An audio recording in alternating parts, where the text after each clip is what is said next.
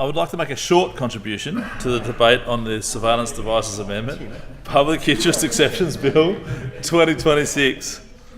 Thank you. The intentions of the government's bill are goals both sides share. To improve investigative agencies' ability to act in the public interest, to uncover crime and corruption, and to ensure the community's safety. We both want law enforcement and oversight bodies to have the tools they need to hold wrongdoers accountable. However, there are practical measures of this bill that raise significant concerns, and in its current form, the bill is extremely broad in scope, applying to at least 23 possibly investigative agencies, of which the government hasn't been transparent to name them all. And to be honest, we've even heard of a figure over 30, so we need to actually see which agencies will be able to investigate under this bill. Two of the agencies that have been named so far include SafeWork New South Wales and the RSPCA, and sometimes these types of organisations raise questions, serious questions about where the line might be drawn.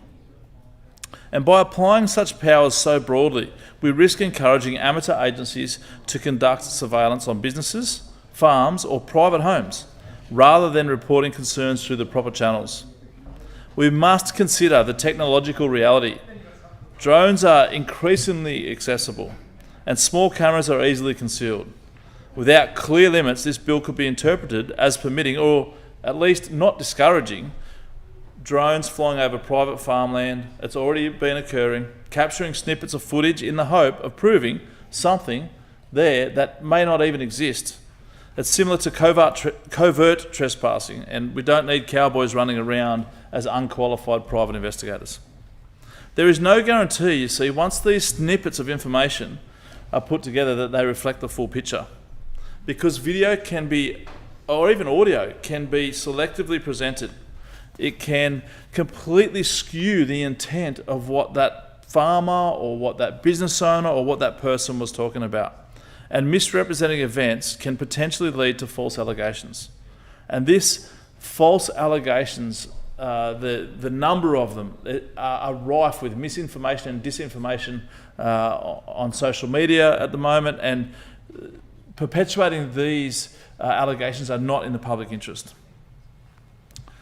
It's a risk not just to individual farmers and business owners, but to public confidence even in the investigations and oversight more broadly by government. What about the possibility of animal activists who might feel emboldened to trespass on private property sneakily and covertly in order to capture images or videos that show parts of a sequence of events rather than the whole? And increasing this concern is the fact that the government has been unable to provide the exhaustive list of agencies covered by this bill. If investigative powers are applied inconsistently across a wide range of agencies, we cannot know who can lawfully receive and act on unlawfully obtained surveillance material. This uncertainty opens the door to misuse and undermines the principle that privacy and property rights should be respected. We need to stand up for rights to farm, for landholder rights, and for our own privacy settings. You see, law enforcement agencies, they are trained, they are accountable, and they operate under established legal frameworks. They are subject to internal oversight, statutory requirements, and judicial review. Expanding this power to less regulated bodies such as the RSPCA or SafeWork New South Wales may introduce unintended consequences. These agencies are not primarily enforcement and information gatherers focused, and their day-to-day operations do not normally involve investigative discipline. Applying this bill so broadly risks turning ordinary citizens into unwitting participants in surveillance operations, or encouraging amateur spying that is unregulated. To avoid the risks, the Coalition is proposing critical amendments. Most importantly, that the bill should be limited strictly to peak law enforcement agencies. Second, agencies must be required to obtain a warrant before possessing, using or publishing any unlawful recording, mirroring the current framework under the Surveillance Devices Act 2007. This bill raises fundamental questions about privacy, accountability and public trust.